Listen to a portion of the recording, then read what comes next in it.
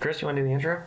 Not at all. Nobody ever wants to do the intro. Nah, you got it down, dude. You're the host. I literally have it written down now. You're the one with the host, clipboard. Yeah. And the water bottle.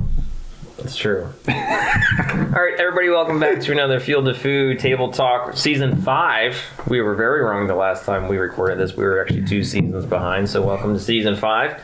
We're going to structure things a little bit differently. We started this when we started recording 2 weeks ago. Those episodes may never see the light of day just because of how off we were. But there were some good conversations, so there's a chance that they will come to light one day. However, we're going to start each episode with talking about a charity or a mental health organization, where we're going to put information in the bio below and here at the bottom of your screen. So we'll start with something pretty basic and also very important. So Backcountry Hunters and Anglers Armed Forces Initiative. Supports veterans through outdoor recreation, and it's a great tie-in for a transition because there's a lot of people in those support roles who have gone through what maybe some of these vets are experiencing. So here's the information bottom of the screen, and again, it's in the bio below. And make sure that if you or you know someone who could benefit from this, help them out or help yourself out, because that stuff's important to especially get involved with, not only for the future of hunting and fishing, but also for your own well-being. So use the information. All right, we're going to talk about what we learned from the spring this year. So just a quick synopsis: turkey hunter, non-turkey hunter. I slept in this spring. It was nice. But something that Kyle and I have done, which we talked about when we recorded 2 weeks ago, was the recurve stuff that we have gotten into recently. So we'll dive into that last, but first we'll go from the spring turkey. Kris, why don't you go first, buddy? Well, I didn't have much luck on spring turkey. I learned that I was in the military. My hearing absolutely sucks. Yeah. What? So, yeah, exactly. I can't hear a gobble, and I can't decipher where it's coming from to save my life. Yeah. And that was one of my big struggles this year. I mean, I thought I heard a gobble, and I scouted. I knew there were birds in the area, but either they were way off, and I couldn't nail down where they were coming from or what distance they were at. So, like, pie chart wise, was it like this was your audible wedge? Was this your wedge? Or was it like 360? Direction wise, I was fine, but I couldn't figure out how far they were. Oh, really? Well, turkeys are kind of tricky. Yeah. If they turn, they sound like they're 500 yards away, and they'll turn again, and you're like, oh, he's 100 yards away. Yeah, it also depends on the terrain and the foliage, too. Right. If you're early season on a hilly section, a bird that's on the top of a hill sounds real close, but if he were to drop either side of the hill, the distant or the one closer to you, they sound a lot further. Yeah, it just, all my setups kind of, everybody was there before me or walking in when I was already there, and public land was rough. They are aggressive. They will get there at 3 a.m. Yep. It is. Yeah. Me and a buddy did that one year, and it was not worth it. Yeah. Yeah. So I didn't have much luck. So were you hunting? Obviously, you're getting there at daybreak. How much time were you giving it to where you're like, nah, that's enough for today? I was hunting until probably 2-ish. Oh, okay. So you were Most days. you were giving it full effort. Yeah. Okay. I was going out after the first week of the season. I was going out evening and trying to roost them. I couldn't roost them, and I would do an evening hunt as well then too. And I still couldn't nail them down. I saw a lot of hens, so I know there were turkeys around. It was just almost every time I was out there, I either bumped hens or saw hens while I was sitting, but toms were just either far off or they weren't gobbling. So we had that in Michigan a couple of years back, and we were in the hens real thick. Every now and then heard a gobble, but could never actually get the birds to talk back. And what we wound up doing was hanging out all day, but specifically position ourselves in the evening, early evening, for when they would be feeding, in spots to where we can make a move to, like, if they were different locations of what we believed a good food source would be, we were able to hear all those, and then we would make little loops, not going up to the fields or to the acorn flats, but to see if we could hear stuff, and that wound up working. I missed the bird, but it did work. Heck yeah. So you probably went out half dozen times more? I probably went out 10-ish. Yeah, 10-ish times. That's a full effort for a season. How'd the calling feel? I feel like I was doing too much of it. Yeah. Because I couldn't, my hearing's not the best, so I was trying to force them to gobble back. Oh, so you could hear them? So I could hear them, and I felt like I was calling too much. Yeah. On public land especially. Yeah. That's I feel like, because I worked, I think I worked opening day. So I wasn't able to get, I knew exactly where the birds were roosted at on the night prior to opening day, but obviously I couldn't hunt opening day. Yeah, and that was public land? And that was public land. And you weren't the only one who knew then. Well, I went there, I think it was the day after, no, the morning after, it was 3 days into the season. And I went to the same spot, and there was a bunch of hens. I heard them tree yelping, but 4 people walked in on me. Same exact spot. They walked literally from me to the couch over there. Really? Walked up to me. I'm like, "What the hell are you guys doing?" Yeah, that's frustrating. And I'm like shining my red light at them, like, "Go away, go away!" And they still kept on walking up to me until they were basically from me to you. That's just bad. I'm like, "What are you doing?" Yeah.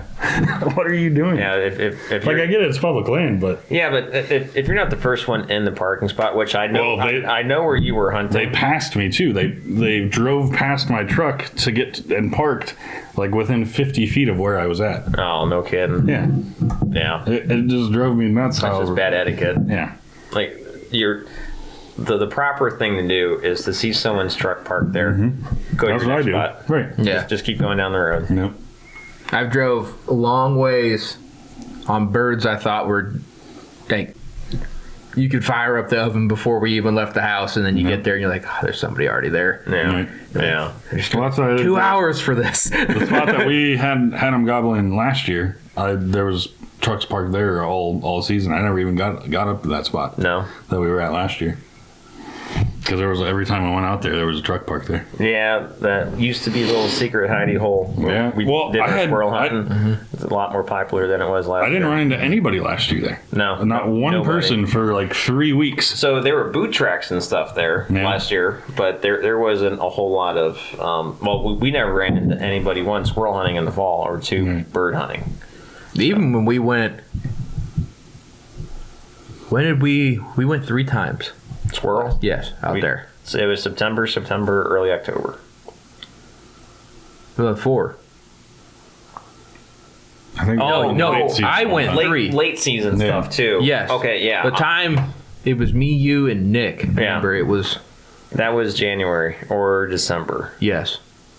And then we went again, but it was 0. It was a terrible time. Yeah. But, like, even then, like, that time we went, the 3 of us went, old snow, not melted. There wasn't a lot of boot tracks in there. It was boot tracks. We went post-gun. We saw, like, the main trails had some boot tracks, but once you got off in the woods, like, there was nothing. We were there the week prior to bonus weekend, and that's when DJ found the deadhead down in there. Yeah. It was bonus weekend, which was a beautiful deadhead. We don't think it was dead when we were in there squirrel hunting. But we would have walked right past it. Yeah, but I'm so jealous. I'm glad someone in the podcast found it, but I'm never jealous about things. I'm a little jealous about that one. that was a nice deadhead, and we spent a lot of time in there this year. We did. We walked almost the whole thing. There's little pockets I haven't been to. That? Yeah. We little chunk stomped it out hard. That's a pretty big piece of public, and it's broken up quite a bit too. We would go out, take different approaches getting in there. Like the first time we went in there, we just walked straight in the west side really hard, and then we looped to the east side pretty hard. And the only thing that we never really touched was that back probably quarter. Yeah. Close to that clear cut? Yeah. Yeah. We always looked at it from a distance, but we never got up on it. Because, I mean, like, I'm not going to hunt squirrels in a clear cut. Great. Yeah. But That's tough hunting. it was also good getting eyes in there while all the leaves and stuff were down. Not that we hunted. Well, in the spring, but we saw every change. We saw when it was green, saw when it was the leaves were falling, and then we saw it in the winter. Yeah. So now there's a really good layout of in your head of how that place looks all year round. it'll probably be a point of interest for me for this first couple weeks of October for bow season. And speaking of bows, this is the perfect segue. Kyle, what are we doing right now? We're shooting some recurves. Yeah, we are. How can I be having more fun in the spring? So It's been a long time since I shot a bow this early. Yeah. And had fun doing it. yeah, Because usually, like, if I'm shooting a bow right now, it's because I didn't like how it shot last year, and I'm curious, and I'm like tearing it down and trying to rebuild it. and you've had your recurve for how many years? A long time, right? I've had it for a few. Yeah. But I just like I got it because I was like, this is gonna be gravy. Yeah. Then I fired like 7 arrows out. I was like, this is stupid. Who wants to do this? It's just sat around for a couple years until this past winter. I started getting interested again when I was off work. And I just started shooting it and diving in more and more into it, and started seeing accuracy and results. And I was like, That's the thing. Once you start seeing progress, you're like, oh, okay, we have momentum. We can keep going. like when I first started, it was like if I could get 3 of these 6 arrows to hit the target, that's a good group. Yeah. At 10 yards. Yeah. And then it shrunk down. Then distance moved back, and then forms, and then you figure out your form and your Yeah. release. That's the big thing. Yes. Consistent. But like I said, a good group at 10, 15 yards with a recurve has been hands down way more satisfying than a good group with a compound at 40 or 50 yards. Yeah. Because it is 100% you. Yep. My standard for a compound is if I can't hit a dip cam from whatever yardage I pick, whether it's 40 or 10, then I'm not happy. With the recurve, dinner plate. Right. Yeah.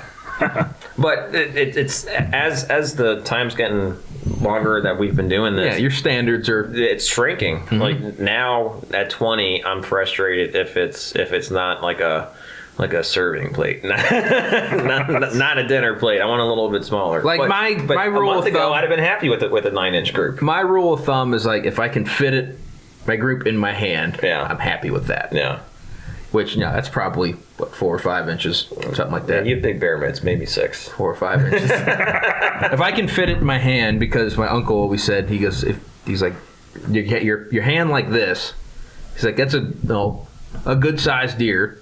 That's about the size of their heart. Mm-hmm. You can hit that, you're good. Yeah. And then I sent you a picture the other day, being show off, and put 3 in a deer target's head at 15 yards. I was like, well, if I can hit him in the face, I can hit him in the lungs. Yep. It's the group that matters, right? Mm-hmm. We don't care about ethics. We shoot him in the face, Dane. That was a joke. Clipped. All right. So now that we're exploring the recurve, is there what we touched on last week, and I want to bring it up again because I'm a lot more. We're at 14 minutes. Just as it's starting to get good. All right, see you in part 2. You want me to leave it on? Yeah, that's fine. Okay. Thanks, though. There you go.